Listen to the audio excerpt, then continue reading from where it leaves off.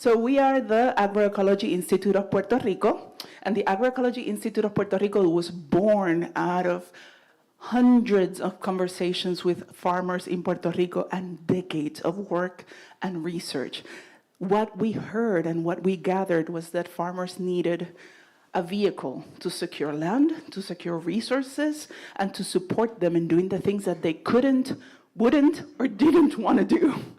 So how do we make sure that we had that support system, that backbone, while people were doing what's truly important, which is having their hands in the land and maintaining culture and maintaining seeds, right?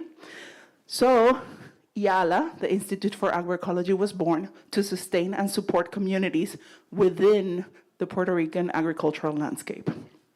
And the way we do it, and this is really interesting, the first time we had a mission, we had to do our mission, and you know how when you incorporate, you have to go to the Department of State and you have to have this mission, and you know, it's always a little wonky. So we reworked this mission with the farmers that work with us. And through that process, after like 2 years of back and forth, the first thing that came out was we need to understand agroecological initiatives. That was an imperative. And at first I was just like, but why? We know you guys. We know you. Why does it have to be in the mission? It's like, no, because understanding us, getting to know us is part of building that trust. It's part of strengthening our relationships together, working and growing together in the places that we stay. And that's why that became the first part of our mission, to understand and to support agroecological initiatives in any way that they deem necessary or esteem necessary, okay? So, vision. What do we see with this mission accomplished? And that is an agroecological matrix, truly a patchwork of conservation, of watersheds, or food systems, of healthy people and communities working towards buen vivir. And how do we do it? Well, one, it is very difficult to try to maintain a flexible structure within two state powers. We have the local and we have the federal that we have to constantly kind of dance around, right? In the case of the Institute for Agroecology, what we did is we created 3 specific programs where we fit, or try to fit, to the best of our abilities, what each one of the projects or initiatives needs. And these are not silos, they're integrated, so that makes it extra messy and fun for my team. And they're always like, but what is it supposed, what's written? I'm like, nothing's written. So we have Caracoles, and Caracoles is inspired on the Zapatista movement. The Zapatista movement, the Caracoles are the community centers, they're the heart. And the Caracoles can be themed, so it could be a Caracol that's based on family relationships. It can be a Caracol that's based on economic relationships. And it can be huge. One of the Caracoles is as big as is kind of half of Chiapas state. But it could be really, really condensed and tiny, specifically towards a geographic proximity. So Caracoles are based on relationships, whether it's geographic, economic, or emotional, okay? And that's how we support communities. Whether a community is, all of a sudden we're working with a group, and they have brigades from Calle to Peñuelas, and we're like, why? They're so far apart, but that's the love that's there, and that's the relationship and the commitment that's there. Ujamaa, and that's from the 7 principles, Ujamaa is cooperative economics. And one of the things that we realize is that we need to not only build, but manage our own resources and make our own economies within our farms and within the communities. So Ujamaa is that part of how we build an economy for ourselves, how we build and have indicators for ourselves. And lastly, and this one kind of cuts across everything that we do, which is participatory action research. And that the center of that is Gran Batey. And for those of you that don't know, shameless plug, this is our coffee in the farm of Gran Batey. And Gran Batey is a research center that's focusing on how do we do that transition from a conventional farm, which it was, towards an agroecological farm, maintaining the ties with the neighboring farmers that still use conventional methods, okay? So, this is what it looks like on the map. because we do not necessarily support a farm or an individual. We work with initiatives that are part of networks that weave together and make this beautiful fabric of different organizations. We have been able to support more than 150 initiatives in Puerto Rico that are all tied together in some level, all the way down from the farm to networks of networks, okay? And why land rights? And I think that's the key question. Why would an organization that's born out of just needing a tool, a vehicle to get resources to farmers, focus on land and land tenure? And the one thing that we noticed as we kept talking, farmer after farmer after farmer, was that land tenure was not secure, and when there was land, there was not a formal tie to land. And that leads to living in constant fear, that leads to land speculation, that leads to displacement. So, and that becomes a huge hurdle when people start to say, I want to go back to the land, I want to be able to farm, I want to be closer to my family, to my community, but there's no way that we can move back. So we realized that we needed to have access to land, and we need to have formal access to land for all of our farmers, okay? So right now, another thing that we noticed is that as you have formal land tenure and you decrease anxiety and you decrease fear, you decrease that constant sense of losing what you have at any moment, people invest more and people innovate more in their land, in the farm, and you have more creative methods, and some of them are terrible failures. I'm constantly failing at everything. But out of every 99 failures, you have one that's a hit out of the park, right? So, and that's a key part of surviving in the land. That's a key part of surviving in the farms. That experimentation, constant, pushing that barrier, pushing those boundaries. So another thing is that by anchoring people within the land, you're restoring that land. And this is one of the stories that I love most after Maria. There was a lot of community kitchens that popped up all throughout Puerto Rico, and that was amazing. But the coolest thing was like 3 weeks after the hurricane, where there were still all of our boxes and all of the food at the port. 3 weeks, farmers already had sprouts and were ready to give away lettuce and give away other kinds of food because the soil was so rich with a diversity of seeds, with richness ready for whatever seed came from the hurricane and sprouted there. And they were able to distribute that to the community kitchens, whether it was for free or with support from diaspora to get it, to get some exchange, some economic exchange. As I mentioned, the patchwork, protecting biodiversity, a practical path towards reparations.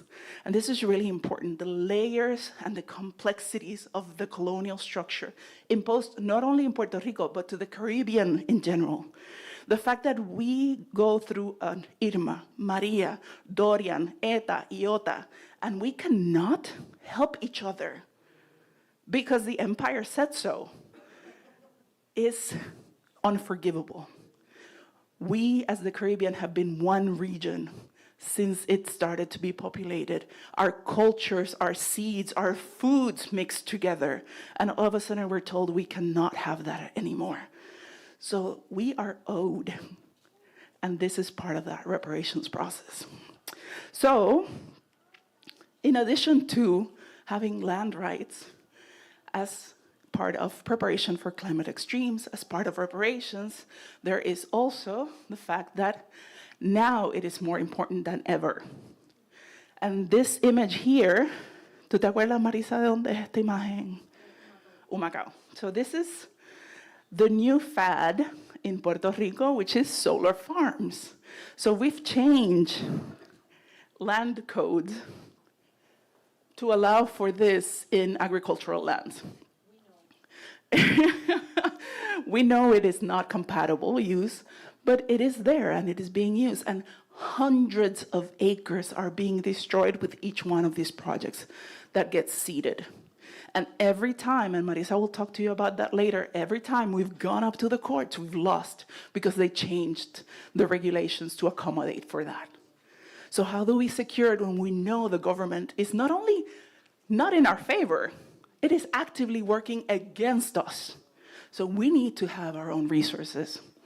The second thing is, we have been doing research through the Institute, looking at how climate extremes in the Caribbean are being used to push policy that doesn't necessarily affect us immediately, but now 8 years later, it's working to displace us, or it's working against us, jumping up the prices of land and further displacing us from our homes.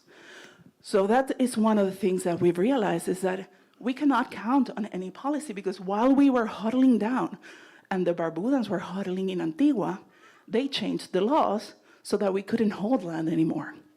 They changed the law so we couldn't protect the land anymore. And if they won't, we have to do it.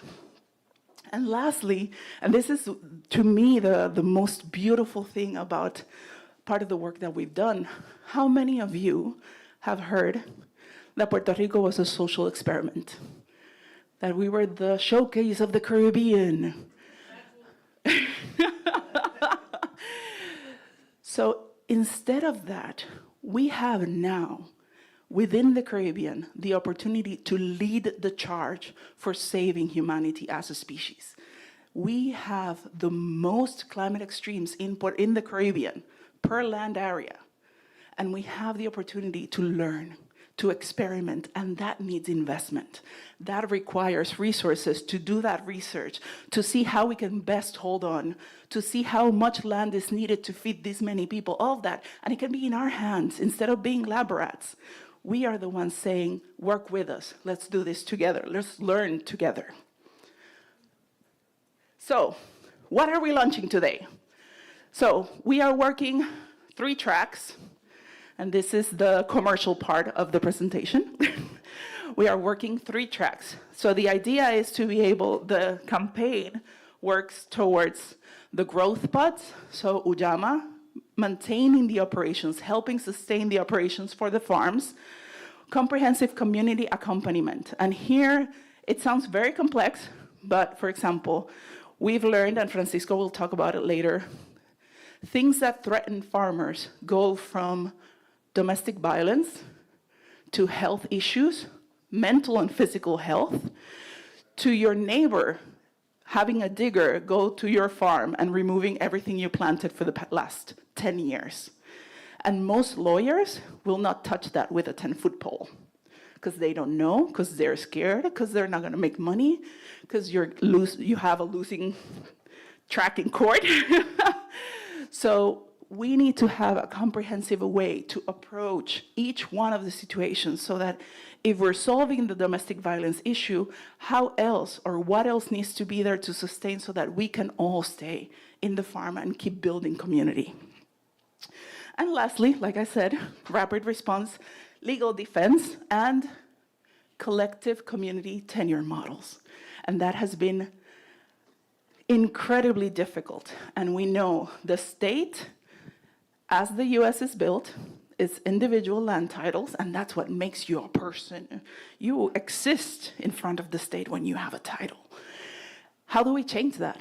And how do we change that when we have sometimes 3 generations down the line, 200 inheritors later, in the same plot of land? How do you divide it? There's no way to divvy it up. Okay, so we need to start thinking differently. And that's Francisco's assignment. And this way. So our goal, those are our 3 areas of work. Our goal is $10 million. So my invitation to you is to help us get there. How do we get to 10 million? And that 10 million is divided 50%, 5 million, strictly going to land. Everything else, the other 5 million, is going to accompaniment. And what do we call that? You can see their community organizer is almost 30% of the supporting, because that's the supporting structure. That's the one, and you'll see that in a little bit. For example, buying the land which, by the way, it's not that I like buying my land back. That sucks. But we need to do it, and we have to do it because we have to stay ahead of the curve, right? But that's not the only method. We have other mechanisms like usucapión. Usucapión is when you have lived in the same plot of land for 30 years.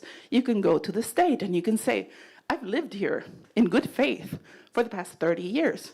This belongs to me. And you go to court, and that is recognized. And then the court does nothing. Or the state registry department does nothing. ¿Cómo se dice? Property registry. I don't know how to translate that, but they don't do anything. So you've been there 30 years. You did your due diligence. You went and you got the paper recognized by the judge and the tribunal and the courts. And yet you have no title to your name. And you're still at the same risk as if you hadn't done any of that. So who's the one that holds the hand of the farmer when they receive those news? Who's the one that goes with them to the CRIM, to the municipal tax office to support them? And that's why we invest on having community organizers with us so that they can be there and be that support, whether it's emotional or physical, with them, whether it's going to the market so that they can have a sale for that month. All of that is that community organizer, is that 30% that you see there.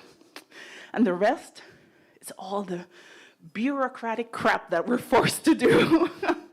So the legal fees, just a donation for land costs a lot of money. We just bought a farm for a family of 5, and that farm got reappraised.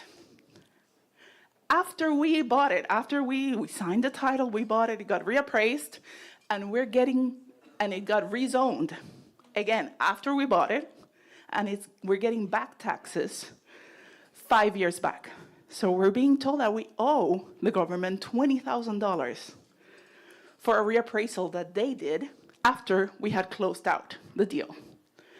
And it is our duty to charge the previous owners. And those are things that farmers face constantly, changing landscape for laws, changing rules whenever we think we figured it out. So we need someone that's supporting, we need that administrative support, we need that insurance for the farms so that we can secure all of our farmers. And I'm going really slow because otherwise my voice cracks. So I'm gonna try to go faster because we got a whole bunch of things to cover. So the campaign is not a one-off and the campaign is not closed, but it is also not open to everyone, everything, and anything under the sun. We have 3 major groups that have worked with us for decades. El Josco Bravo, Escuela de Agroecología, Agroecology School, they have over 1,500 graduates of El Josco Bravo. Organización Boricua that has had hundreds of members over the past 30 years. And Yala with its own programs. And each one of those people that have participated in any of those 3 can say, hey, my neighbor is facing this threat. Or so-and-so is facing a threat that they will not be able to sustain the farm, and this farm is important to our network. This farm is important to our community. So that's the first step, and that triggers the needs assessment. Whether it's a legal necessity, whether it's a health, organizational necessity, we activate that accompaniment process. So it could be Suheili Torres, who's our social worker and manager for communities. It could be Francisco Vargas, who's our lawyer, or it could be Gina Malia, she's a registered nurse and she's working the health program with us. And then we start the process of getting the land secured. And it can happen in many ways, and I'll talk about it.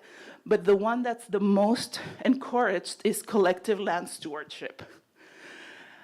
So it is a comprehensive program.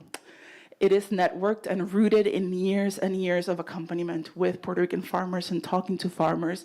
It is farmer-led. Our advisory board is the one that tells us where they need us, where they want us to go, how they want us to get there, all the way down to our mission, as you saw. Our strategic plan was with them. We've been working for 3 years on that strategic plan, which we're hoping will come out in February 2026. And of course, we have been able to secure millions of dollars to get the land into the hands of farmers. So far, this is a summary, 4 million, and this is not yet this was not being public, now we're being public. But so far, $4 million, more than 300 acres of our land for us, by us, more than 15 families, and many of them, this is the first time that they have secure housing, the first time that they have a home that's made of cement that can withstand a freaking hurricane. And we have been able to work with more than 900 people that have had guaranteed income or guaranteed security. Francisco will talk more about that. And this is what it looks like. Now, here's the thing about this image. This is collective land tenure. Those are our 300 acres all throughout the main island. Hopefully soon we'll have a little bit more somewhere in other islands. But this constellation, each one of those stars is, and I'm gonna cite a farmer. He was working with us and he was in one of the land trust meetings, and he's usually very quiet. He's usually not that he's not incredibly participatory. And he says, we asked a prompt question about, what are you most excited about? And he was like, because we're finally going from my farm to our land. And this is our land. If they go after any one of these stars, after any one of these farmers, they're going after all of us. And we will protect it that way. And that came up with the ice rates when they started. We have different kinds of people in these stars. Gender, migratory status, all of it. And the first thing that happened the night after the ice rates started was my phone blowing up with messages saying, yo, my house, anyone you need to put in here. That is the level of awareness of those people that are starting to build their own governance for mutual aid. So.